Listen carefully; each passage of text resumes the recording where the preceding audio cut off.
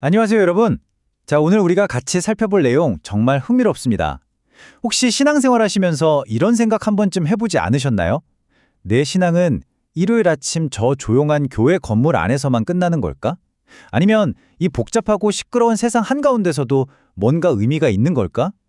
오늘 우리는 바로 이 긴장감 넘치는 핵심 질문에 대한 명쾌한 해답을 함께 파헤쳐 보겠습니다. 우리가 아주 직설적으로 물어볼게요.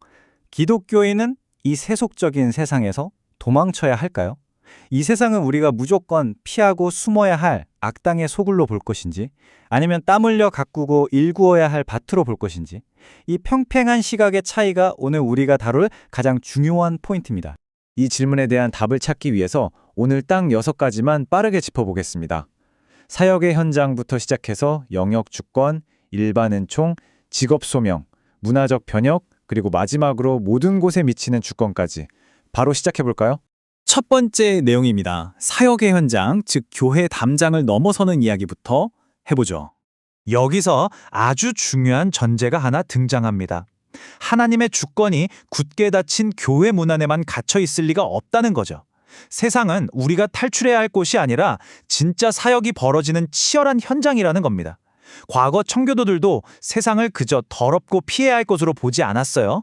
오히려 하나님의 영광을 스펙타클하게 보여줄 수 있는 거대한 무대로 봤죠. 이게 바로 앞으로 살펴볼 모든 내용의 튼튼한 뼈대가 됩니다. 좋습니다. 그럼 그 뼈대 위에 세워질 첫 번째 기둥을 보죠. 영역 주권, 독립성과 책임에 대한 이야기입니다.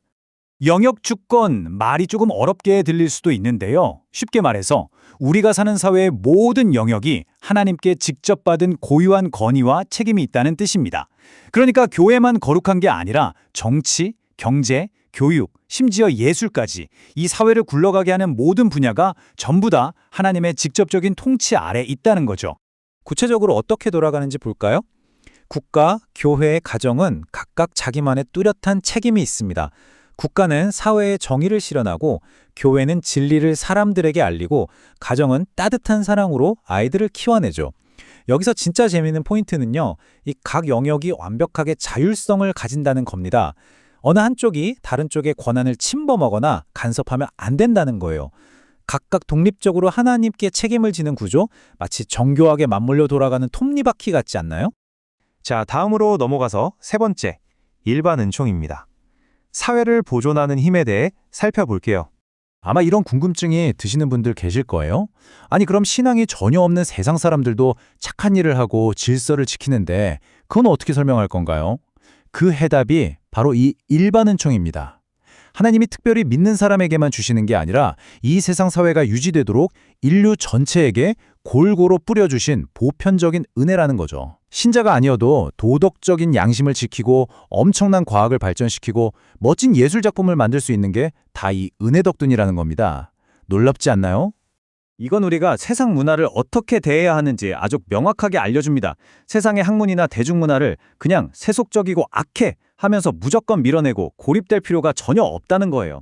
오히려 그 문화 속에 숨어있는 선한 흔적들을 찾아내고 이 사회를 더 좋게 개선하는 일에 우리가 직접 팔걷어치고 나서야 한다는 뜻이죠. 네 번째 주제는 바로 직업 소명입니다. 우리의 평범한 일터가 거룩해지는 이야기죠. 거창한 사회구조 이야기에서 살짝 벗어나서 우리 매일의 출퇴근길로 시선을 한번 돌려볼까요? 청교도들은 당시로서는 정말 파격적인 생각을 했습니다. 목사님이나 선지자만 거룩한 일을 하는 게 아니라 정당하게 돈을 버는 모든 직업이 똑같이 거룩한 성직이라는 겁니다. 구두를 수선하는 사람이든 장사를 하는 상인이든 공무원이든 상관없이 여러분이 매일 하는 그 업무 자체가 완전히 거룩하다는 뜻이에요. 그래서 여기서 가장 중요한 핵심은 바로 이겁니다.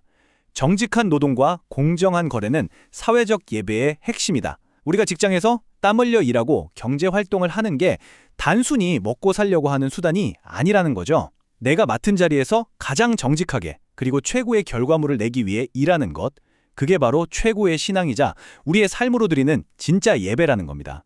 벌써 5번째네요. 문화적 변혁, 즉 세상의 빛으로서의 역할입니다. 이것은 우리에게 주어지는 아주 강력한 행동 지침인데요. 세상이 악하다면서 벽을 치고 산속으로 숨어버리는 격리자가 돼서도 안 되고요. 그렇다고 세상 흘러가는 가치관에 대충 묻어가는 순응자가 돼서도 안 됩니다.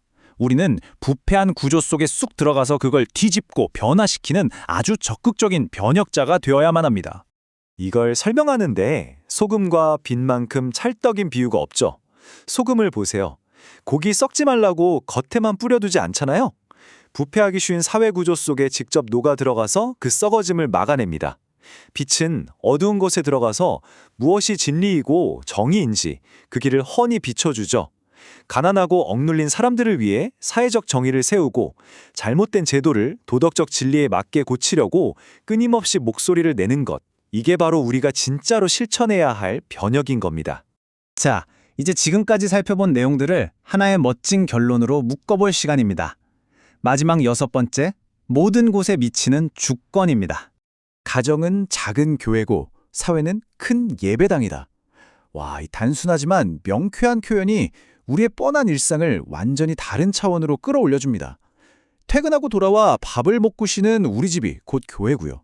매일같이 치열하게 부딪히며 살아가는 이 넓은 사회가 거대한 예배당이라는 거예요. 이렇게 생각하면 정말 하루하루를 허투루 살 수가 없겠죠. 이 모든 내용의 정수를 완벽하게 요약해주는 아브라함 카이퍼의 유명한 선언이 있습니다. 들어보세요. 이 세상에 그리스도의 주권이 미치지 않는 곳은 단 한치도 없다. 정말 전율이 돋지 않나요? 이건 단순히 주일날 교회 안에서만 성도로 살지 말고 월요일부터 토요일까지 사회 속에서도 정직한 시민이자 프로페셔널한 직장인으로서 온 세상을 다스리는 일에 동참하라는 엄청나게 강력한 메시지입니다. 자, 오늘 이렇게 깊이 있는 주제들을 함께 해설해 드렸는데요. 이제 마지막으로 여러분 스스로에게 이 도전적인 질문을 던져보셨으면 합니다. 지금 우리가 살고 있는 이 복잡한 정치적 갈등과 심화되는 경제적 불평등 속에서 여러분은 오늘 살펴본 이 변혁자의 역할을 구체적으로 어떻게 적용하시겠습니까? 오늘 나눈 영역 주권, 일반 은총, 직업 소명 같은 이 멋진 원리들을 내일 당장 여러분의 일터와 삶 속에서 어떻게 살아낼지 한 번쯤 깊게 고민해 보시는 시간이 되었으면 좋겠습니다. 끝까지 함께 파헤쳐 주셔서 감사합니다.